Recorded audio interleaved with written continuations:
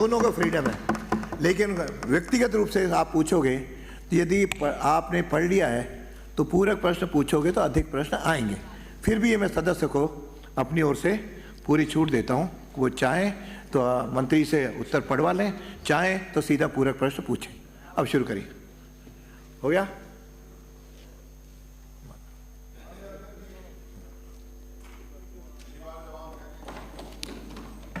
चलो, धन्यवाद आप माननीय अध्यक्ष जी।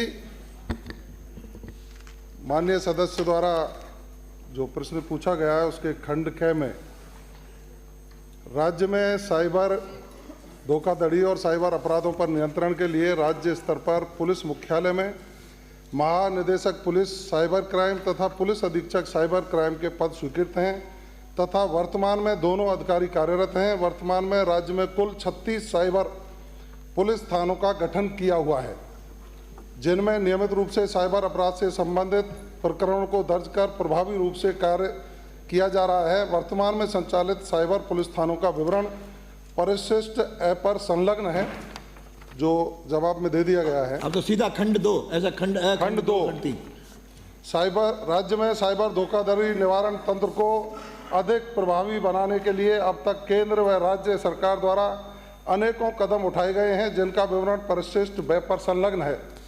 खंड 3 राज्य में साइबर धोखाधड़ी और अपराधों से निपटने के लिए प्रदेश में वर्तमान साइबर क्राइम हेल्पलाइन 1930 में 25 कॉल टेकर की सेवाएं 24/7 आमजन के लिए उपलब्ध हैं।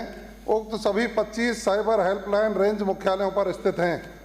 दिनांक 15 अक्टूबर 2024 से पूर्व प्रदेश में साइबर क्राइम हेल्पलाइन 1930 पर 7 कॉल ट्रैकिंग लाइन्स थी, जिसकी कॉल रिसीव कर शिकायत निवारण करने की सफलता दर 33% थी। वर्तमान में 1930 साइबर क्राइम हेल्पलाइन पर 25 कॉल ट्रैकिंग लाइन्स हैं, जिनकी कॉल रिसीव कर शिकायत निवारण करने की सफलता दर दिनांक 12 फरवरी 2025 को बढ़कर 69% हो गई है। उपरोक्त साइबर क्राइम हेल्पलाइन की संख्या अधिक करने से आमजन हेतु कॉल रिप्लाई कर राहत प्रदान करने में बढ़ोतरी हुई है।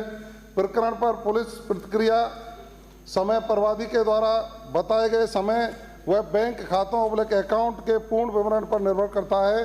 पोर्टल पर प्रतिक्रिया समय पृथक से उपलब्ध नहीं है।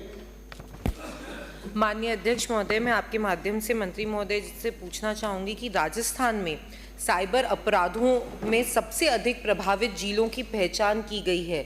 अगर यहाँ तो इन जिलों में सुरक्षा उपायों को बढ़ाने के लिए क्या क्या कदम उठाए हैं? और दूसरा प्रश्न आपसे पूछना चाहूंगी, साइबर अपराधों से निपटाने के लिए राज्य सरकार, केंद्र सरकार या अन्य राज्यों के साथ समन्वय स्थापित कर रही है क्या? यदि हाँ, तो इसका क्या प्रभाव पड़ा है? माननीय मंत्री जी। माननीय अध्यक्ष जी, देश में जितना भी साइबर अपराध होता है उसका सबसे ज्यादा डीग, अलवर, भरतपुर, जयपुर, जोधपुर जिलों में अब तक अंकित किया गया। इसका प्रभाव राजस्थान के अन्य जिलों में भी बढ़ा, लेकिन उसके रोकथाम के उपाय के लिए राजस्थान की सरकार ने समय समय पर साइबर थानों का गठन किया, हैकाथॉन फर्स्ट किया, अन्य स्टेटों से सामंजस्य स्थापित करके 27 प्रदेशों के साइबर एक्सपर्ट को राजस्थान में बुला करके उनकी 2 दिवसीय कार्यशाला आयोजित की गई और नए इनोवेशन करके हमारे सिस्टम को इम्प्रूव करके इस साइबर पर कैसे अंकुश लगाया जा सकता है, उसके समय समय पर प्रयास किए गए हैं। चाहे एंटीवायरस अभियान चलाया गया हो, चाहे साइबर शील्ड कार्यक्रम चलाया गया हो, उनके तहत अपराधियों की पहचान करके हमने यहाँ तक किया है कि साइबर के द्वारा ठगी करके लोगों ने संपत्तियां अर्जित की थी, उनकी पहचान करके उनको भी पीला पंजा चला करके तोड़ने का काम किया, जिससे साइबर अपराधों पर रोकथाम लगी। अगला प्रश्न है।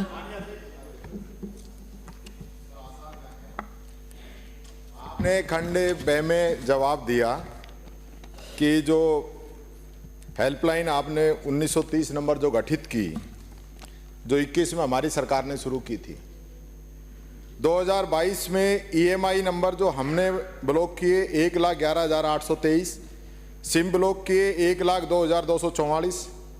2023 में EMI हमने ब्लॉक किए 1,05,554 और सिम ब्लॉक किए 1,01,854। माननीय अध्यक्ष जी, साइबर क्राइम बढ़ा या घटा है? पिछले साल 2024 के अंदर आपने ये संख्या घटा के, जो लाख से ऊपर थी ना, आपने EMI ब्लॉक किए 16,739 मात्र, और सिम आपने ब्लॉक किए 46,494, यानी कि 16%, 15% पे आप आ गए। और साइबर क्राइम कितना बढ़ा है, इसका भी आंकड़ा आप बता दीजिए। प्रश्न पूछिए। प्रश्न यही है साहब, इसका जवाब दें। क्राइम बढ़ा या घटा है, और ये आंकड़े सही या गलत है? एक। दूसरा, डिजिटल अरेस्ट जिस प्रकार से पूरे देश के अंदर चल रहा है, इसके लिए सरकार कोई कानून बनाना चाहती है, नहीं बनाना चाहती है? ये मेरा दूसरा क्वेश्चन है। तीसरा और मैं पूछना चाहूंगा, क्योंकि आपने भरतपुर, उनको ही दो है, अभी दो ही पूछो। भरतपुर डीग का जो नाम लिया, अलवर का जो नाम लिया, आप मेरे को ये बताने का कष्ट करेंगे कि आपने साइबर फ्रॉड के नाम पर 50-50 लोगों को अरेस्ट किया, सिर्फ 2 लोगों को मुकदमे में रखा और बाकी को 151 में दिखा के छोड़ दिया। तो आप बताने का कष्ट करें कि कितने लोगों को अरेस्ट किया था, कितनों पे मुकदमे दर्ज किए, ये बताइए। मुकदमों में कितने को अरेस्ट किया है? मंत्री जी। माननीय अध्यक्ष जी, नेता प्रतिपक्ष इनके समय पर जो अपराध हुए थे, अपराधों पर ये अंकुश नहीं लगा पाए थे। इनके राज में पुलिस जब दबिश देने जाती थी साइबर अपराधियों के घर पर, पुलिस पिटती थी और सत्ता पक्ष के लोग उनका समर्थन करते। आज उस अपराध पर अंकुश लगा है। हाँ, ये सही है। जो ये आंकड़ा, तो सुनिए, जो ये आंकड़ा, तारीख बताएं, पुलिस कब पिटी है, तारीख बताएं। आपने प्रश्न, माननीय नो हरिमोहन जी, हरिमोहन जी, और किसी को अनुमति नहीं है। ये जो आंकड़ा पेश किया है, ये सही है कि हमने 2024 में 46,994 सिम ब्लॉक किए हैं। हमारा जो अपराध पर अंकुश लगाने का तंत्र है वो प्रभावी हुआ है, और प्रभावी होने के साथ उन लोगों को उस काम पर छोड़ने को मजबूर होना पड़ा है। ये बात भी सही है कि अपराध दूसरे जिलों में जहाँ जहाँ फैला है उस पर प्रभावी तरीके से कार्रवाई करने के लिए हमारा साइबर क्राइम का जो तंत्र है पूरी तरह से काम कर रहा है। लेकिन हम ऐसे लोग नहीं हैं कि गांवड़ी में पुलिस दबिश दे, साइबर अपराधियों को पकड़ने के लिए आए और वहां पुलिस पिटे और इनके कांग्रेस के नेता जाने को उनको बचाने के लिए जाए। ऐसा अब नहीं हुआ। अगला प्रश्न है श्री गुरवीर सिंह। हो गया, एक 3 प्रश्न। पॉलिटिकल भाषण नहीं चाहिए, पॉलिटिकल भाषण नहीं चाहिए अध्यक्ष जी, हो गया। पॉलिटिकल भाषण नहीं चाहिए। जो क्वेश्चन का जवाब तो दे। आ गया। एक भी जवाब नहीं आया। आ गया। एक भी जवाब नहीं आया। आ गया। नहीं आया तो अलग से आप लोग अलग से आ जाइए, अलग नियमों में आ जाइए। भाई उत्तर में थोड़ी कह सकता हूँ, ये दो उत्तर तो जो आया है से बढ़ के अलग क्या हो सकता है? अध्यक्ष आप बताओ, ये जवाब तक नहीं दे सकते। वहीं भरतपुर से आते हैं, वहीं के लोकल मंत्री है। अध्यक्ष महोदय, मेरा जवाब आ गया। मैं पूरक क्वेश्चन पूछना, प्रदेश की क्या बात? पूरक प्रश्न सरकार की तरफ से। अध्यक्ष महोदय, बांकरोटा अग्निकांड को लेकर के मेरा प्रश्न है। जो अग्निकांड वहां हुआ, उसको तस्वीरें, उसकी वीडियोस पूरे देश भर ने देखी। 20 लोगों की जान गई, जल के मर गए, 42 साधनों का नुकसान हुआ। वो पूरे देश ने वो मंजर देखा। और जो संभावित कारण जवाब में दिए गए हैं अध्यक्ष महोदय, जो संभावित कारण जवाब में दिए गए हैं उसमें लिखा है पेज नंबर 3 पैरा 4 सब पैरा 1 में लिखा है कि यू टर्न सावधानी पूर्वक नहीं लिया गया। उसी के साथ जो जवाब दिया गया है पेज नंबर 4 पैरा 4 सब पैरा 7 में, दोनों वाहन चालकों की लापरवाही से वाहन चलाने से एक्सीडेंट हुआ।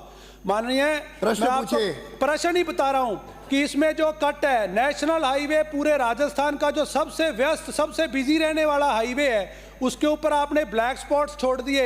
इतनी बड़ी घटना चली गई, वहां कोई स्पीड ब्रेकर नहीं है, वहां यू टर्न के लिए कोई मार्केशन नहीं है। मेरा निवेदन है, सारे के सारी जिम्मेदारी, सारी की सारी लापरवाही सिर्फ ड्राइवर्स पे छोड़ दी गई, किसी संबंधित अधिकारी पर कोई कार्रवाई नहीं हुई।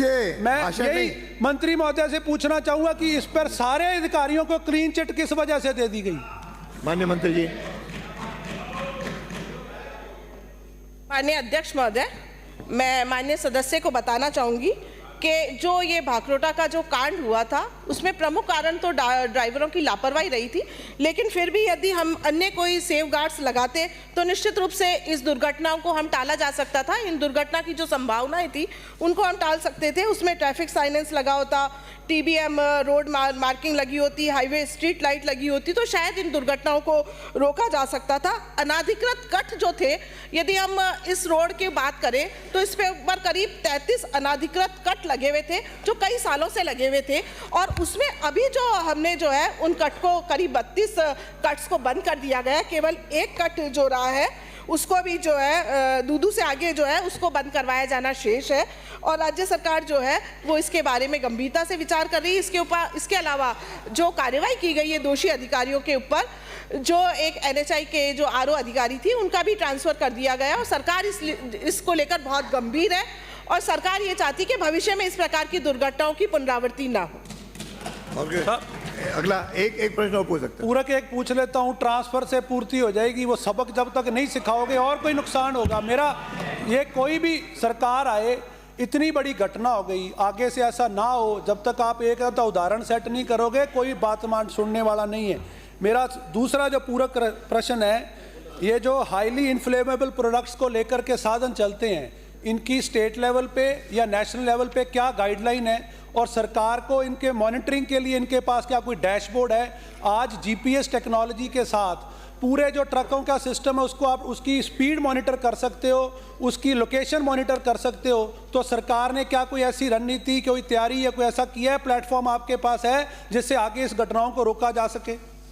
माननीय मंत्री जी। माननीय अध्यक्ष महोदय, वैसे तो ये ज्वलनशील पदार्थ को जो परिवहन करते हैं ये ट्रांसपोर्टेशन वाले, उनके लिए ऐसी कोई समयावधि तो नहीं निर्धारित की गई है, लेकिन भविष्य में इस प्रकार के ट्रांसपोर्ट करने वाले जो परिवहन वाहन हैं उनको सुरक्षित बनाने के लिए, उनकी दुर्घटनाओं को रोकने के लिए, उनके प्रभाव को कम करने के लिए, चूंकि केंद्र सरकार द्वारा रूल्स बनाए जाते हैं तो मॉर्थ के द्वारा भी इसमें जो है जो नॉर्म्स हैं उनको रिव्यू किया जा रहा है। इसके अलावा हमारी सरकार ने, जैसे कि पिछले बार जो है केवल हम एक सप्ताह मनाते हैं, सड़क सुरक्षा सप्ताह एक सप्ताह बनाते हैं, एक पखवाड़ा बनाते हैं, लेकिन इस बार जो है 1 जनवरी से लेकर 31 जनवरी तक पूरे महीने को सड़क सुरक्षा सप्ताह बनाया गया, और सरकार जो है उसके लिए सड़क सुरक्षाओं को लेकर पूरी तरह से संकल्पित है। आगामी 10 वर्षों की भी इसमें कार्य योजनाएं बनाई गई है कि वर्ष 2030 तक 50% सड़क दुर्घटनाओं में कमी आए और 2033 तक 75% सड़क दुर्घटनाओं में कमी आए।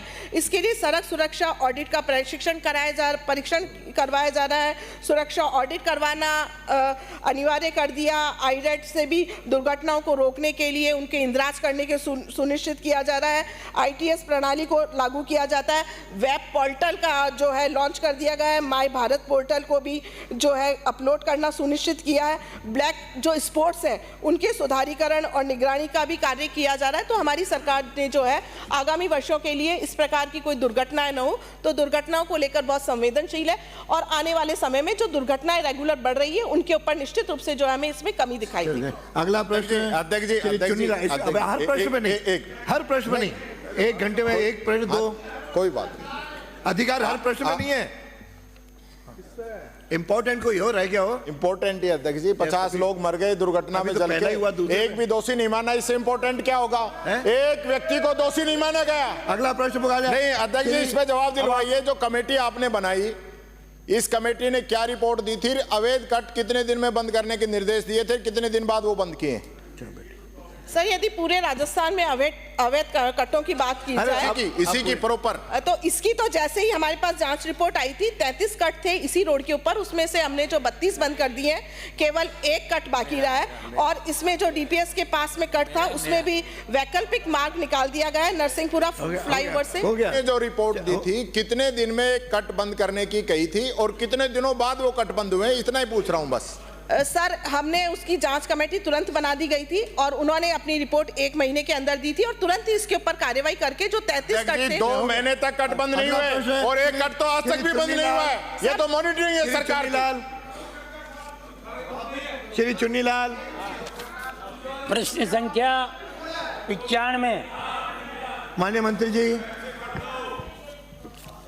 जवाब मेरे पास आ गया है मंत्री जी। जवाब आ गया, आपसे जवाब आ गया कह रहे हैं पूछना चाहता माननीय हूं। मंत्री जी। अरे कह रहे जवाब आ गया है। माननीय मंत्री जी से ये जानना चाहूँगा कि मेरे विधानसभा क्षेत्र में करीब 12 साल से समिति और बलकासा में पीएससी स्वीकृत हुई थी, लेकिन आज तक अभी तक 12 साल के बाद वहाँ बिल्डिंग नहीं बनी, ना पैसा आया है। तो मैं मंत्री जी से निवेदन करना चाहता हूँ कि इतना लंबा पीरियड कैसे हो गया, भवन क्यों नहीं बना? माननीय मंत्री। माननीय अध्यक्ष महोदय, आपका भी तो टाइम आया था। तो जो अरे मैंने बैठिए, आप परिशिष्ट उत्तर सुन लीजिए। पर माननीय सदस्य को एनएचएम के जितने भी रूल्स हैं उसके बारे में मैंने अवगत करा दिया है। आपके जो नॉर्मल जो है, आपके सब सेंटर जो है नॉर्मल एरिया के अंदर 5000 की आबादी पे बनते हैं, और हिली डिस्ट्रिक्ट, हिली एरियाज और डेजर्ट और ट्राइबल के अंदर वो 3000 पे होते हैं। पीएचसी जो है वो 30,000 की आबादी पे होती है नॉर्मल में, और ये स्पेशल जो कैटेगरी है उसके अंदर होती है 20,000 पर। सीएचसी 1 लाख पर दोनों मैंने में। तो आपसे भवन की बात की है कि भवन क्यों नहीं बना? आपने जो माननीय प्रश्न पूछा है- सदस्य उत्तर सुनने के बाद दूसरा एक पूरक प्रश्न पूछिए। आपने जो प्रश्न पूछा है, आपने दो भाग में आपको पूछे देंगे हैं। अनुमति। आपने कहा कि लाबान और पीपलिया और जैतपुर को जो है आप इनको आप अपग्रेड करेंगे कि नहीं करेंगे। दूसरा आपने जो पूछा है कि जो पीएचसी बड़ा खेड़ा है और झाली जी का बाराना है, उनको आप सीएचसी बनाएंगे। ये आपने दोनों प्रश्न दो भाग में आपने पूछे हैं। जो नियम के अनुसार आपका जो केशव राव पाटन का जो पंचायत समिति है उसमें नियम अनुसार होनी चाहिए 7, आपकी पीएचसी आपकी हैं 8, परंतु जो नैनवा जो है आपकी पंचायत समिति, इसके अंदर आपकी गुंजाइश है कि पीपलिया या जैतपुर में से एक आपकी जो है अपग्रेड हो सकती है, जिसको हम इसको शीघ्र केंद्र से इसकी स्वीकृति लेके आपके लिए इसको अपग्रेड कर देंगे। मेरा दूसरा प्रश्न ये दूसरा है प्रश्न पूछो। कि मेरी विधानसभा में लाखेरी, केशवराय पाटन, इंदरगढ़ और करवर ये 4 सीएचसी है, लेकिन डॉक्टर्स की बहुत कमी है सर। केशवराय पाटन विधानसभा क्षेत्र में स्वीकृत पद हैं 9, लेकिन 5 ये 4 की कमी है और महिला डॉक्टर नहीं है। लाखेरी में 11 पदों की स्वीकृति है, 3 ही डॉक्टर हैं, 8 डॉक्टर्स की कमी है और महिला डॉक्टर नहीं है। ऐसे ही इंदरगढ़ में 6 डॉक्टर्स की पोस्ट है, 4 डॉक्टर है, 2 डॉक्टर कम है। तो वहाँ जो भी पीएचसी या पूरी बूंदी डिस्ट्रिक्ट में ये स्थिति है, डॉक्टर्स की बहुत कमी है। मैं आपसे निवेदन करना चाहूँगा कि जल्दी रिक्रूटमेंट करके और डॉक्टर्स की पोस्टिंग करके, और इन जहाँ मैं कह रहा हूँ वहाँ महिला डॉक्टर की पोस्टिंग की जाए। माननीय अध्यक्ष महोदय, माननीय मंत्री। राजस्थान के इतिहास में पहली बारी चिकित्सा विभाग के अंदर लगभग 50,000 गैजेटेड और नॉन गैजेटेड ऑफिसर्स को हायर किया जा रहा है, जिसमें से 23,000 आ चुके हैं, जिसमें आपके ANM, nursing officers, lab technicians, assistant radiographers. और मैं इस सदन को ये अवगत कराना चाहूँगा कि हमने लगभग 85% जो एफआरयूज हैं हमने उनको भर दिया है। एफआरयू जब भी चलता है जब वहाँ पर बच्चों का डॉक्टर, एनेस्थेटिस्ट और ये जो 3 डॉक्टर जो हैं, ऑर्थोपीडिक, एनेस्थेटिस्ट, बच्चों का डॉक्टर, ये जो होते हैं तो वो एफआरयू चलता है, सब बंद पड़े हुए थे। ट्रॉमा सेंटर्स को भी हमने चालू कर दिया है। मैं अध्यक्ष महोदय आपके मार्फत पूरे सदन को बताना चाहूँगा कि मई जून तक जब हमारी भर्तियाँ हो जाएंगी, आप लोगों के नॉन गैजेटेड और गैजेटेड पद है लगभग 75% आपके सबके भर दिए जाएंगे। धन्यवाद। अगला प्रश्न है श्री विनोद कुमार। प्रश्न संख्या 96 मेरे अध्यक्ष महोदय जवाब आ गया है। मैं पूर्व प्रश्न करना चाहूँगा। माननीय उच्च न्यायालय जोधपुर के मापदंड अनुसार एडीजी कोर्ट के लिए 750 केसों का मापदंड है, और राजस्थान सरकार जो कह रही है कि 1000 और 1200 का आंकड़ा होना चाहिए। इस संबंध में मैं मंत्री महोदय से कहना चाहूँगा कि इसमें राजस्थान सरकार और माननीय उच्च न्यायालय का जो डिफरेंस है, इसमें स्पष्ट करे कि क्या मापदंड है। माननीय मंत्री महोदय। माननीय सदस्य का ये फरमाना सही है। माननीय राजस्थान उच्च न्यायालय द्वारा भी मापदंड निर्धारित है और राजस्थान सरकार द्वारा भी मापदंड निर्धारित है। इन मापदंडों में करीब 1000 से 1200 प्रकरण सिविल के और इतने ही क्रिमिनल के प्रकरण होते हैं। तो विचारक खोलने पर की जा सकती है वित्तीय संसाधनों की। ये मापदंड पुराने समय से निर्धारित किए हुए हैं और आवश्यकता अब महसूस भी की जा रही है कि मापदंडों में सुधार किया जाए और थोड़ा ठीक किया जाए, लेकिन इस पर भी विचार हो रहा है। आपके क्षेत्र में चूँकि मामला हाईकोर्ट की कमेटी के पास में लंबित था, हाईकोर्ट की कमेटी ने उस पर निष्कर्ष दिया और वित्तीय संसाधनों की उपलब्धता के देखते हुए आपने जो अपनी मांग रखी है, अपने जनता की मांग रखी है, उस पर गंभीरता से विचार करें। अब हाईकोर्ट की इसमें मंत्री महोदय, मैं यही कहना चाहूँगा कि माननीय उच्च न्यायालय की माननीय कमेटी द्वारा अगर यस की जाती है तो आप क्या खोलने का विचार रखते हैं या नहीं? माननीय राजस्थान उच्च न्यायालय की कमेटी द्वारा रिकमेंड करने के उपरांत राजस्थान सरकार के मापदंड, राजस्थान सरकार के पास उपलब्ध वित्तीय संसाधन, इन समग्र विचार करने के उपरांत खोलने पर निर्णय लिया जाता है। धन्यवाद। अगला प्रश्न है कि रामकेश। प्रश्न संख्या 97 उत्तर आ गया।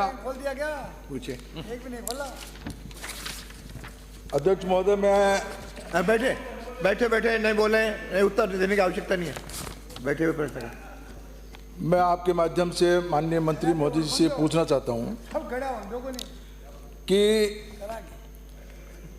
आपने जो उज्ज्वला योजना में पात्रता की शर्त जो बताई है, उस शर्त में आपने 14 बिंदु लिखे हैं और 14 सूत्रीय घोषणा के अनुसार इसमें जो भी पात्र लोग हैं उनको आप उज्ज्वला में गैस सिलेंडर देंगे।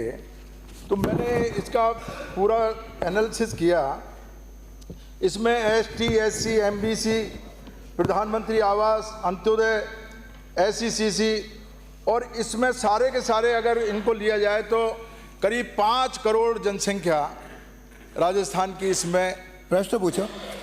5 करोड़ जनसंख्या इसमें कवर हो जाती है। तो मैं आपसे पहला सवाल तो ये करना चाहता हूँ कि ये 5 करोड़ में से आपने उज्ज्वला के कितने कनेक्शन दिए? और दूसरा प्रश्न मेरा ये है कि इसी तरीके से आपने गंगापुर विधानसभा का जो मैंने लगाया, तो गंगापुर विधानसभा में आपने बताया कि 1668 कनेक्शन दिए हैं, जबकि इसकी पात्रता को अगर देखते हैं तो करीब 2.25 लाख जनसंख्या इसमें पात्रता में आती है। तो 2.25 लाख में से आपने केवल 1668 कनेक्शन ही दिए हैं, बाकी के कनेक्शन कब तक दे देंगे? क्या विचार है सरकार का? माननीय मंत्री जी। माननीय अध्यक्ष जी, मैं माननीय उपनेता प्रतिपक्ष जी को बताना चाहूँगा कि जो इनका पहला प्रश्न कि 5 करोड़ की जो इन्होंने रखा कि 5 करोड़ पात्रता ये नहीं, अभी राजस्थान में हमारे अभी कुल कनेक्शन राजस्थान में लगभग 1 करोड़ 83 लाख कंज्यूमर को दिया जा चुका है सबके पास, जिसमें से उज्ज्वला योजना में 73 लाख 82 हज़ार कनेक्शन दिए गए। ये योजना जब 1 मई 2016 में लाई गई थी तब टारगेट इसका 5 करोड़ था। उसके बाद लक्ष्य बढ़ाते हुए अभी उज्ज्वला योजना में पूरे भारत में 10 करोड़ 33 लाख का जो कनेक्शन दिए जा चुके हैं, इसका लक्ष्य पूरा हो चुका है और राजस्थान में 73 लाख 82 हज़ार कनेक्शन है। दूसरा प्रश्न आपका कि गंगापुर सिटी के लिए, तो गंगापुर सिटी में आपके जो पुराना जिला था जो अब नहीं है, उसमें 74,000 कनेक्शन थे उसमें पूरे में जो पुराने में, और आपके अभी उज्ज्वला योजना में लंबित कनेक्शन है 550 जिन्होंने आवेदन किए हुए, जिसमें एचपीसीएल में 130, बीपीसीएल में 92, आईओसीएल में 328, कुल 550 कनेक्शन लंबित है। पर यह बात माननी पड़ेगी हम सबको कि ऐसी योजना भारत में आई जिसने पिछले 2016 के बाद 8 साल में ही लगभग 10 करोड़ 33 लाख कनेक्शन दिए गए, पूरे भारत में बदलाव लाया। ये एक ऐसी योजना जो भारत में असंभव थी, जिसमें नहीं, मैं आप ही का जवाब दे रहा हूँ, कितनी खुशी की बात है आपको अध्यक्ष जी। इस योजना से हम जिस रेगिस्तान क्षेत्र में आते हैं, माताएं बहनें कितनी परेशान होती थी। उस समय एक समय था जब ये विपक्ष वाले ही मजाक बनाते थे कि गाँव में कैसे गैस कनेक्शन जाएंगे। इन्होंने गाँव की महिलाओं को कम आंका था और माताओं बहनों ने ऐसी योजना को जोरदार सफल बनाया कि उपनेता प्रतिपक्ष भी ये प्रश्न पूछ रहे हैं बात का। अगला एक प्रश्न। माननीय अध्यक्ष महोदय, 2014 में गैस का कनेक्शन मिलता था, सिलेंडर मिलता था 410 रुपए में। इस 410 रुपए के सिलेंडर को सरकार ने कर दिया 810 रुपए का। ये प्रश्न में दुगना और दुगने में भी आपने केवल गैस दुगने में भी आप इसमें पात्रता जो आपने ये 14 बिंदु बनाए हैं, ये 14 बिंदु में करीब 5 करोड़ जनसंख्या राजस्थान की कवर होती है। क्या आप इसमें कनेक्शन देने की स्थिति में हो? आज आप कनेक्शन दोगे इसमें? एक पहला प्रश्न। और दूसरा आप बताइए, गंगापुर में मात्र 1668 कनेक्शन, और बाकी के लोगों को कब कनेक्शन देंगे आप? दूसरी बात ये है, एक ही प्रश्न पूछे, इसका ही जवाब दीजिए आप। जवाब दिलवा। माननीय अध्यक्ष जी, उपनेता जी ने कहा कि 410 में सिलेंडर मिलता था। आपने उज्ज्वला का प्रश्न पूछा है, तो उज्ज्वला लाभार्थियों को आज भी 10 साल बात है। अब मैं उत्तर केवल उज्ज्वला की चर्चा होगी। सुनिए, आप ऐसे आप सामान्य है माननीय जी। आपने 410 में सिलेंडर आज से 15 साल पहले जो आप कह रहे हो मिलता था। उज्ज्वला लाभार्थी जो 73,82,000 है, उन्हें आज भी भजन लाल जी शर्मा की सरकार में 450 में मिल रहा है 15 साल बाद भी। और आपने गंगापुर सिटी का पूछा, गंगापुर सिटी में 74,000 कनेक्शन, और आप जो राजस्थान के 8 करोड़ की आबादी बता रहे हैं, तो मैं आपको इसीलिए आंकड़ा बताया कि 1,83,68,000 कनेक्शन राजस्थान में टोटल है, जिसमें उज्ज्वला योजना में 73,82,000 है। ज्यादातर कवरेज हो रहा है, और आप विश्वास कीजिए मोदी जी और भी उज्ज्वला लेके आएंगे, बाकी किसी को नहीं रहने देंगे। दिया उसमें से सब्सिडी आपने दे दी क्या? कितने लोगों की सब्सिडी? अर्जुनलाल जिंगर, कितनी सब्सिडी बाकी है आप बताइए? 3 हो गए। अर्जुनलाल जिंगर, प्रश्न संख्या 98। माननीय मंत्री जी, सब्सिडी तो आगे मान्य 3 भी सब्सिडी नहीं आई, वही तो पूछ रहे हैं। अगला प्रश्न हो गया माननीय मंत्री जी। ये तो फॉर्मेलिटी हो रही है। माननीय अध्यक्ष महोदय, खंड 1। जी हाँ, अगला प्रश्न हो गया माननीय विपक्षी नेता। तो यहाँ लगने के बाद में भी साहब जवाब नहीं आया, तो क्या कोई मतलब थोड़ी है? आपके नहीं तो कोई मतलब ये सरकार के तरफ से कोई जवाब सुनने के लिए थोड़ी बैठे। कोई क्वेश्चन माननीय सदस्य ने लगाया, जवाब तो आए। जवाब आ गया, जवाब ही नहीं आ गया। आपका अनुकूल आया, एक भी जवाब नहीं आया। अनुकूल आया। ये बताते कि कितने कनेक्शन आज की तारीख में देने की स्थिति में है और कितनी सब्सिडी पेंडिंग है। आप अलग नियमों में आइए, उत्तर ठीक नहीं है तो अलग नियम कर दिए। मैं आपकी चर्चा करूंगा। यदि किसी को अध्यक्ष महोदय, अलग नियम बने हुए हैं, आप नियम में आइए, मैं चर्चा करूंगा। जी हाँ, नीति के प्रति परिशिष्ट 1 पर उपलब्ध है। खंड 2। जी हाँ, ये मंदिर देवस्थान विभाग द्वारा नियंत्रित एवं प्रतिबंधित नहीं होकर एक अराजकीय मंदिर है, जो कि विधानसभा क्षेत्र कपासन के ग्राम आली, तहसील चित्तौड़गढ़ में स्थित है। विगत 5 वर्षों में इस मंदिर में सरकार द्वारा कोई कार्य नहीं करवाया जाकर कोई भी राशि व्यय भी नहीं की गई है। माननीय अध्यक्ष महोदय, मैं मंत्री महोदय से जानना चाहता हूं, क्या पिछली भाजपा सरकार के समय शनि महाराज मंदिर के विकास के लिए डीपीआर बनाने की स्वीकृति हुई और डीपीआर बनी? यदि डीपीआर बनी तो फिर मंदिर के विकास के लिए कार्य क्यों नहीं किए गए? माननीय अध्यक्ष महोदय, माननीय सदस्य को इस संबंध में जानकारी देना चाहूँगा कि तत्कालीन वसुंधरा राजे जी की सरकार ने कपासन विधानसभा क्षेत्र के ग्राम आली, तहसील चित्तौड़गढ़ में स्थित शनि महाराज मंदिर, जो कि एक अराजकीय मंदिर है, इस मंदिर के जीर्णोद्धार एवं विकास कार्य हेतु वर्ष 2018-19 में बजट घोषणा बिंदु संख्या 193 के तहत घोषणा की थी, जिसकी पालना में डीपीआर बनाई गई थी। डीपीआर की अनुमानित लागत 76.93 लाख थी एवं डीपीआर बनाने पर 93,000 रुपये का व्यय हुआ, लेकिन बाद में सरकार बदल गई और इस योजना को ठंडे बस्ते में डाल दिया, जिससे मंदिर के जीर्णोद्धार एवं विकास हेतु कोई राशि स्वीकृत नहीं हुई। डीपीआर का माननीय सदस्यों को आश्वासन देना चाहूँगा, डीपीआर का विभागीय स्तर पर परीक्षण कराकर वित्तीय संसाधनों की उपलब्धता अनुसार अग्रिम कार्रवाई करेंगे। अगला प्रश्न। माननीय एक प्रश्न, 2 हो गए फिर। हाँ नहीं, एक ही बार मैं निवेदन करना चाह रहा हूँ माननीय अध्यक्ष महोदय, आपके माध्यम से, क्या सरकार शनिदेव मंदिर आली को अधिग्रहण करके देवस्थान विभाग में लेकर के विकास कराने की मंशा रखती है क्या? माननीय अध्यक्ष महोदय, राजस्थान में हमारे देवस्थान विभाग के 593 मंदिर है, जिसमें 552 मंदिर राजस्थान में स्थित है और 41 मंदिर राजस्थान से बाहर दूसरे प्रदेशों में स्थित है। और ये राजस्थान, ये जो देवस्थान विभाग को मिले हुए मंदिर है, राजा महाराजाओं के समय से जो मंदिर थे उनको देवस्थान विभाग को सुपुर्द किए थे, और नए मंदिर देवस्थान में लेने का कोई प्रावधान अभी नहीं है और अभी तक कोई लिया भी नहीं है। इसलिए माननीय सदस्यों को अवगत कराना चाहूँगा कि यह देवस्थान विभाग का जो शनि महाराज का मंदिर है आपके क्षेत्र में, उसका विकास के लिए हम दूसरे रास्ते से आपकी मदद करें, लेकिन देवस्थान विभाग में नहीं लिया जाएगा। अगला प्रश्न श्री हंसराज मीणा। माननीय अध्यक्ष महोदय, सबसे पहले तो ये नेवा सिस्टम में प्रश्न संख्या 99 है।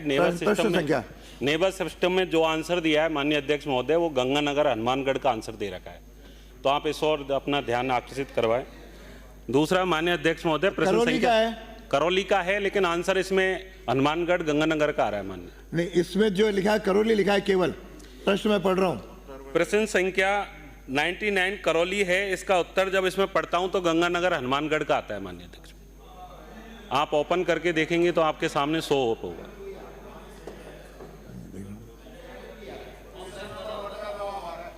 प्रश्न संख्या 99। माननीय मंत्री जी उत्तर पढ़िए, वो जो पूछ रहे हैं पहले वो भी बताइए।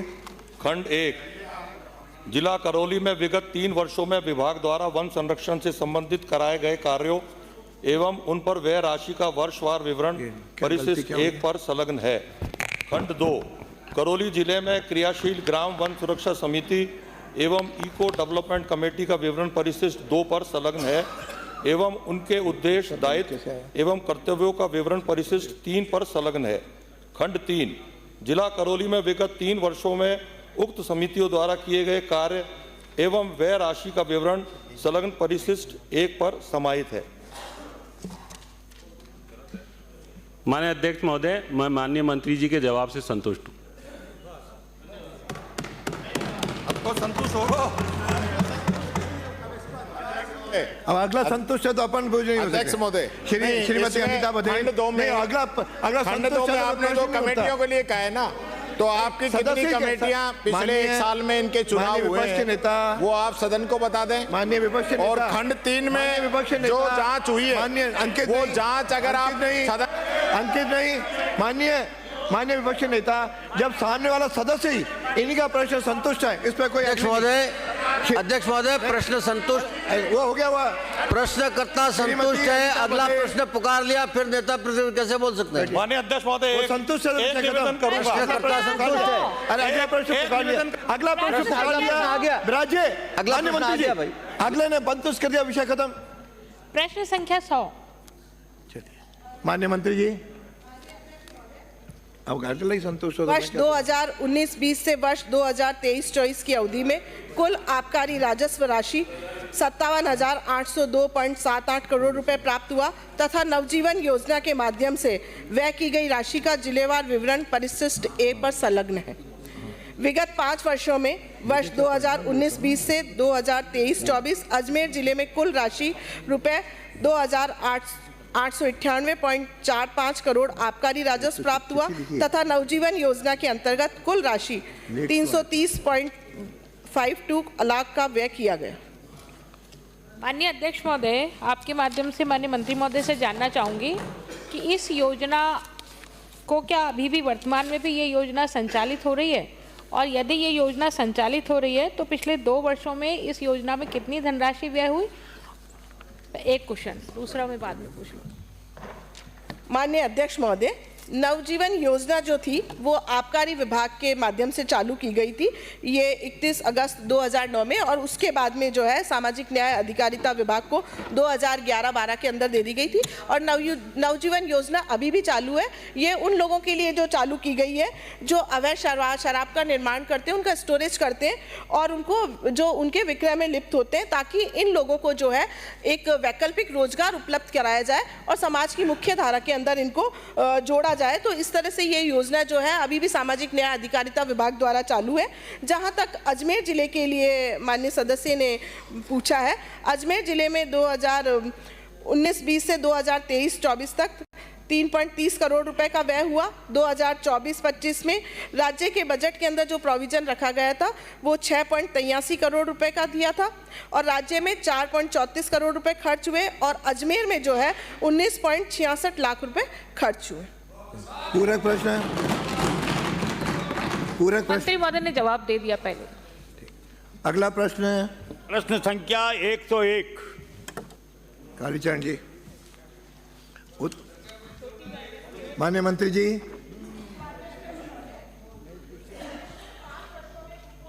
की संख्या का जिलेवार विवरण परिशिष्ट ए पर संलग्न है? जी नहीं। विभाग द्वारा कुपोषण को दूर करने हेतु किए जा रहे समेकित प्रयासों के परिणाम स्वरूप प्रदेश में कुपोषित बच्चों की संख्या में निरंतर कमी हो रही है, जैसा कि बिंदु संख्या 1 पर संलग्न परिशिष्ट ए पर प्रदर्शित है। प्रदेश में सभी जिलों में समान रूप से विभाग द्वारा केंद्रीकृत रूप से पूरक पोषाहार की आपूर्ति की जा रही है। पूरक पोषाहार की जो रेसिपियां हैं वो भारत सरकार द्वारा जो निर्धारित वित्तीय एवं पोषणीय मापदंड हैं उनके अनुसार तय की गई है। विभाग द्वारा उपलब्ध कराया जा रहा पूरक पोषाहार जो है वो माइक्रोन्यूट्रिएंट फोर्टिफाइड एवं गुणवत्तापूर्ण है। पूरक पोषाहार की गुणवत्ता सुनिश्चित करने हेतु प्रयोगशाला जांच के उपरांत ही आपूर्ति सुनिश्चित की जाती है। पोषाहार की गुणवत्ता सुनिश्चित करने के लिए नमूनों की प्रयोगशाला जांच 5 स्तरों पर की जाती है, जिसमें पहला है पोषाहार उत्पादन स्तर पर ही इन हाउस लैब है। दूसरा पोषाहार उत्पादनकर्ता द्वारा NABL अनुमोदित प्रयोगशाला से जांच की जाती है। फिर विभागीय अधिकारियों द्वारा भी उत्पादन स्थल से नमूने एकत्रित करके NABL अनुमोदित प्रयोगशाला से जांच की जाती है। कॉन्फेड द्वारा स्वयं के स्तर पर भी उत्पादन स्थल से नमूने एकत्रित कर NABL अनुमोदित प्रयोगशाला से जांच की जाती है। और आंगनवाड़ी केंद्रों पर आपूर्ति के उपरांत विभागीय अधिकारियों द्वारा रैंडमली नमूने लिए जाते हैं और फिर NABL अनुमोदित प्रयोगशाला द्वारा जांच की जाती है और उक्त प्रयोगशाला जांचें पृथक NABL अनुमोदित प्रयोगशाला द्वारा कराई जा रही है। आंगनवाड़ी केंद्रों पर सही गुणवत्ता का ही पोषाहार स्वीकार करने का निर्देश भी दिए गए हैं। आपूर्ति के दौरान यदि गुणवत्ता में कमी देखी जाती है तो तुरंत सामग्री बदलवाकर प्राप्त की जाती है। माननीय सदस्य। माननीय अध्यक्ष महोदय, मैं आपके माध्यम से पूछना चाहूँगा कि प्रश्न के उत्तर में आप द्वारा विभिन्न स्तरों पर लैब से जांच के संदर्भ में जानकारी दी गई है, तो क्या सैंपल सब स्टैंडर्ड पाए गए और यदि पाए गए तो इस पर क्या कार्रवाई की गई? माननीय अध्यक्ष महोदय, ये सरकार की एक बहुत ही महत्वाकांक्षी योजना है और जैसा कि मैंने बताया कि 5 स्तर पर जो है इसमें लेबोरेटरी चेक की जाती है और यदि पोषाहार ये जो है वो अमानक पाए जाते हैं तो ज़रूर उसके ऊपर कार्रवाई की जाती है। यदि उसकी जांच कर ली जाती है और यदि अमानक पाए जाते हैं तो यदि उसे यूज़ में नहीं लिया गया तो जो पूरा बैच है उसकी कॉस्ट का हम 5% उस पर पेनल्टी लगाए जाते हैं और यदि वो यूज़ में नहीं लिया जाता तो उसका पूरा ही जो है उसको रिप्लेस किया जाता है।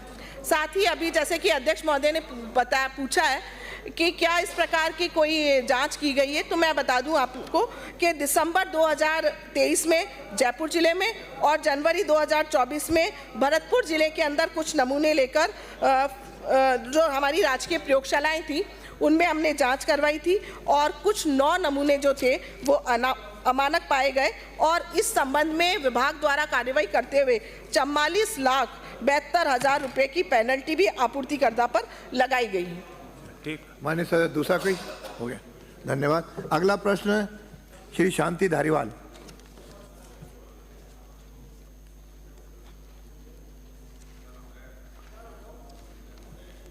अध्यक्ष महोदय, मुझे माननीय मंत्री जी का जवाब मिल गया। ठीक, पूरक प्रश्न, लेकिन उस प्रश्न को मैं दोबारा से फिर भी कुछ पोर्शन को पढ़ना चाहता हूँ। पूछे पूरा। ये टाइम्स ऑफ इंडिया 10/7/24 का है। आप तो प्रश्न पूछे, प्रश्न पूछो। अखबार का नहीं, प्रश्न पूछो। स्टेटमेंट है आपका। कह दिया मैंने कह दिया। आप बात सुनिए, जरा नियमों की जानकारी ले लो, उसके बाद में ऐतराज किया करो। आपका स्टेटमेंट है कि when contracted the state the health minister Shri आप तो प्रश्न पूछे, गजेंद्र सिंह। माननीय सदस्य प्रश्न पूछो, अखबार का वाचन नहीं करना है, प्रश्न पूछो, पूरा प्रश्न पूछो। ये सब अखबार का नहीं है, अखबार नहीं पढ़ेंगे। मैं ये कह रहा हूं कि गजेंद्र सिंह जी ने ये स्टेटमेंट दिया कि अगर कोई प्रस्ताव मेरे पास आता है तो मैं निश्चित तौर पर उसको अविलंब जो है मंजूर करूंगा, ठीक है ना। अब सवाल ये आता है, सवाल पूछो। अब सवाल आता है तो ये सवाल पूछ रहा हूँ और क्या कर रहा हूँ। नहीं, आप तो अखबार पढ़ रहे हो ना, अखबार नहीं। अखबार क्या पढ़ रहा हूँ, मैं तो अखबार में माननीय सदस्य प्रश्न पूछा, मैंने अगला प्रश्न पुकारूंगा, पूछो। मेरा आपसे निवेदन है, अगला प्रश्न नहीं पूछेंगे तो माननीय सदस्य कोई अधिकार नहीं है। ये तो आपने मान लिया, क्या अधिकार है? प्रश्न में आपने मान लिया कि 6/7/23 को जब हमारी सरकार थी, आपका प्रश्न है तो बोलिए। साइकोलॉजिकल काउंसलिंग सेंटर की स्थापना और 3 पद क्लिनिकल साइकोलॉजिस्ट और 6 पद काउंसलर के सृजित करने की स्वीकृति जारी कर दी थी। कब करी थी? 7वें महीने में, 23 के 7वें महीने में, ठीक है ना सर। तब से ये काम तब से चल रहा था।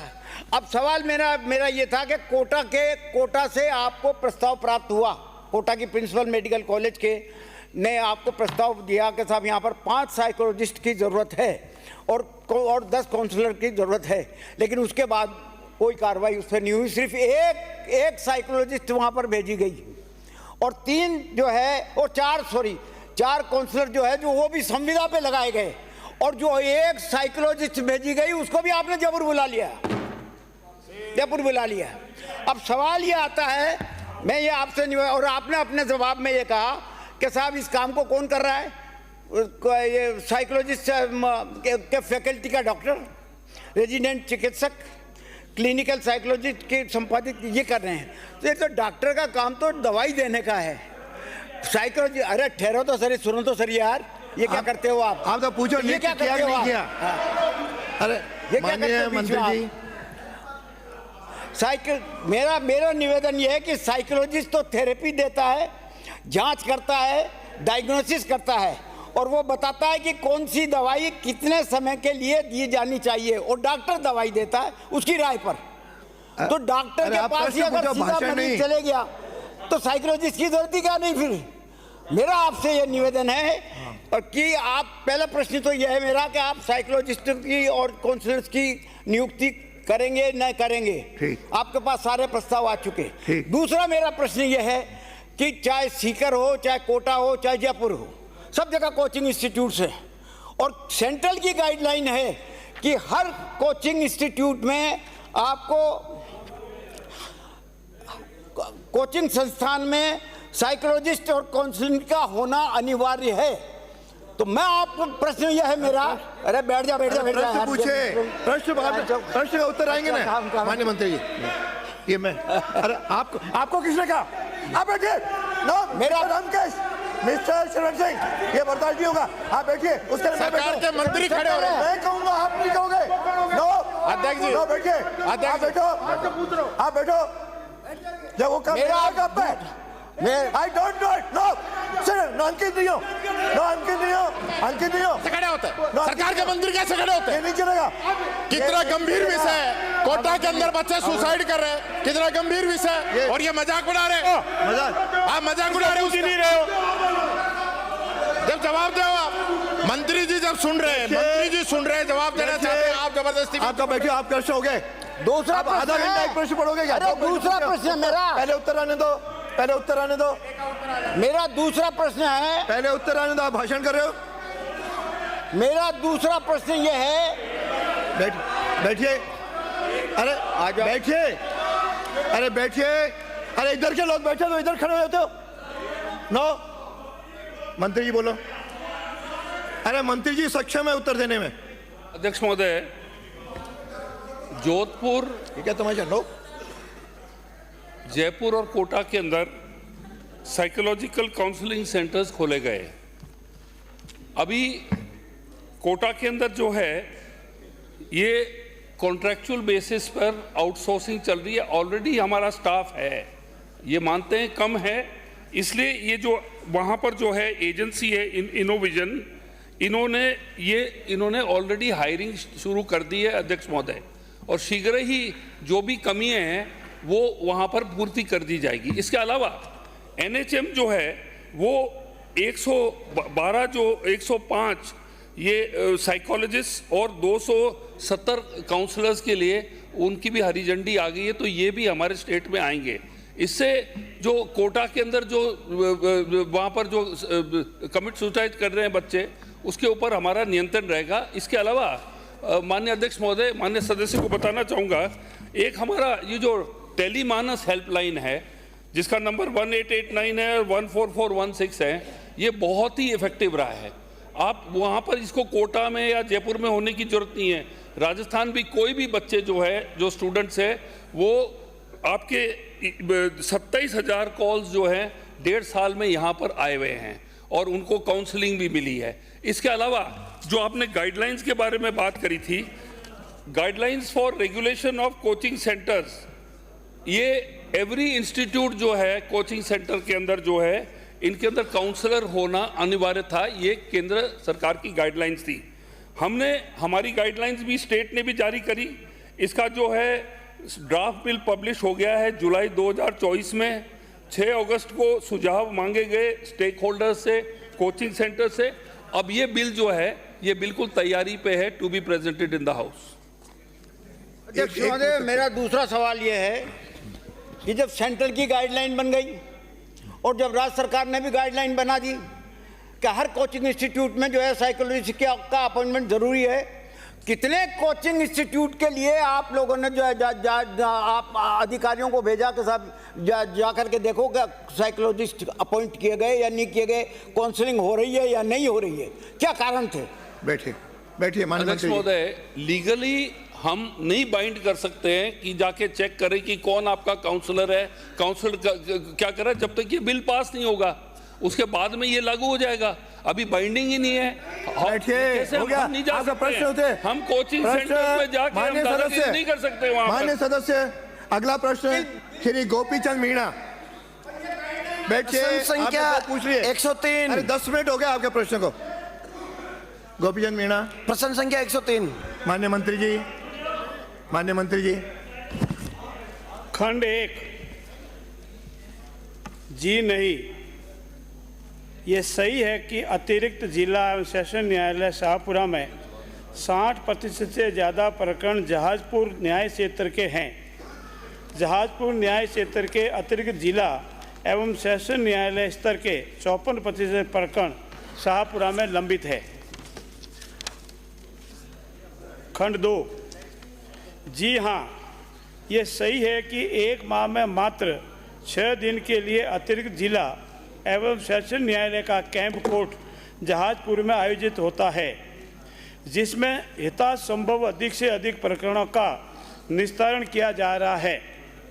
जहाजपुर कैंप कोर्ट के कुल 1073 प्रकरण लंबित है, जिसका विवरण प्रदर्श 1 पर संलग्न है।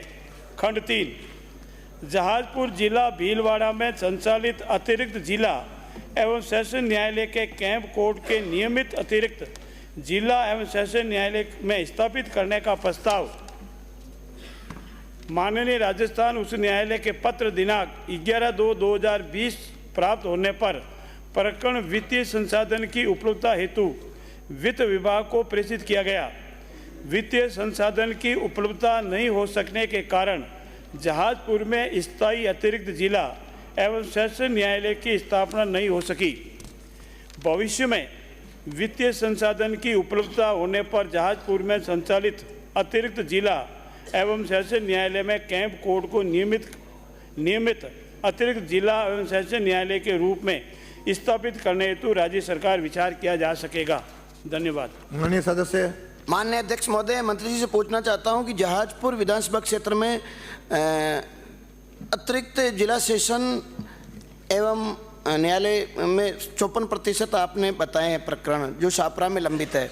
इसके साथ ही खंड बे में बताया आपने 1073 प्रकरण लंबित है जहाजपुर क्षेत्र के। माननीय अध्यक्ष महोदय, मंत्री जी से पूछना चाहता हूं कि मापदंड पूर्ण होने के बाद भी कांग्रेस सरकार ने पिछले 4 साल तक माननीय राजस्थान उच्च न्यायालय के निर्देश के बावजूद भी न्यायालय की स्थापना नहीं की। तो मैं आपसे चाहता हूं कि न्यायालय की स्थापना करना चाहते हैं स्थायी नियमित।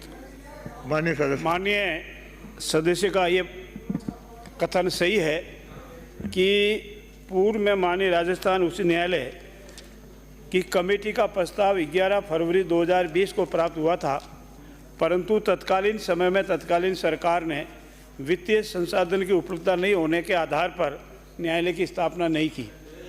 अब मैं माननीय सदस्यों को विश्वास दिलाता हूं कि सरकार संसाधनों की उपलब्धता को देखते हुए शीघ्र ही आपके वहां आप द्वारा मांगे गए न्यायालय की स्थापना पर विचार करेगी। धन्यवाद। माननीय अध्यक्ष महोदय, बहुत बहुत धन्यवाद। अगला प्रश्न है श्री देवी सिंह शेखावत।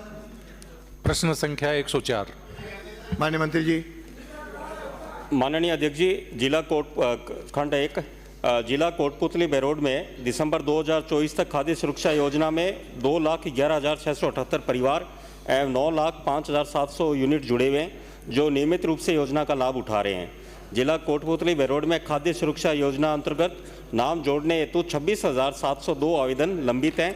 आवेदन प्रदेश की सीलिंग सीमा समाप्त होने के कारण लंबित रहे। खंड 2 विधानसभा क्षेत्र बानसूर में कुल 58,596 परिवार खाद्य सुरक्षा योजना से जुड़े हुए हैं जिनको ईपीओ पोस्ट मशीन के माध्यम से बायोमेट्रिक सत्यापन पश्चात नियमानुसार खाद्य सुरक्षा योजना का लाभ दिया जा रहा है। खंड 3 वंचित पात्र परिवारों को खाद्य सुरक्षा योजना में नाम जोड़ने हेतु विभागीय आदेश से दिनांक 26 जनवरी 2025 को पोर्टल खोला जा चुका है। आदेश की प्रति परिशिष्ट 1 पर संलग्न है। भारत सरकार द्वारा निर्धारित सीलिंग सीमा 4,46,61,960 के अनुसार उपलब्ध रिक्त स्थान के विरुद्ध वंचित पात्र लाभार्थियों को राष्ट्रीय खाद्य सुरक्षा योजना में शामिल किए जाने हेतु कार्रवाई जारी है। माननीय सदस्य। माननीय अध्यक्ष महोदय, आपके माध्यम से मंत्री जी से ये पूछना चाहूँगा, जिला कोटपुतली बेरोड में खाद्य सुरक्षा योजना अंतर्गत 26,702 आवेदन प्रदेश की सीलिंग सीमा समाप्त होने के कारण लंबित बताया है। उनके समाधान हेतु क्या कार्रवाई किया जाना अपेक्षित है? माननीय मंत्री जी। माननीय अध्यक्ष जी, मैं माननीय सदस्यगण को बताना चाहूँगा कि 26 जनवरी से पोर्टल खोल दिया गया है और लगातार लोग इस योजना का लाभ हेतु अपना ई मित्र के माध्यम से और आरपीसी इसी पोर्टल के माध्यम से अपना आवेदन कर रहे हैं। और मैं आश्वस्त करना चाहूँगा कि अगले 4-5 महीने में हमारा यह प्रयास है कि राजस्थान में कोई भी पात्र व्यक्ति इस योजना से वंचित नहीं रहेगा। अगला प्रश्न है श्री कालूराम। पूछना कोई और? इन्होंने वंचित रखा। एक सेकंड। माननीय अध्यक्ष महोदय, मंत्री जी से मैं आपके माध्यम से पूछना चाहूँगा कि ये 26,702 आवेदन किन किन तारीख को आवेदन इनके प्राप्त हुए, इनकी सूची उपलब्ध करवाने का श्रम कराएं। ये सूची बाद में आप उपलब्ध लेना, सूची पढ़ी थोड़ी जाएगी। अगला हाँ कालूराम। प्रश्न संख्या 105। माननीय मंत्री जी।